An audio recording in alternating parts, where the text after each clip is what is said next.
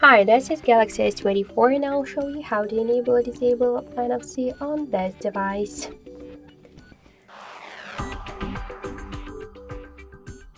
So first open the settings, then tap to connection section, and to activate NFC or to turn it off, you should just click here to the swatcher.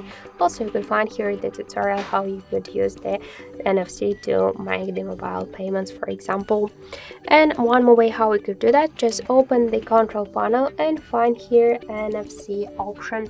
If you don't see this option here, click to this edit icon, tap to edit, find here NFC, hold, drag it to the subsection, tap to done.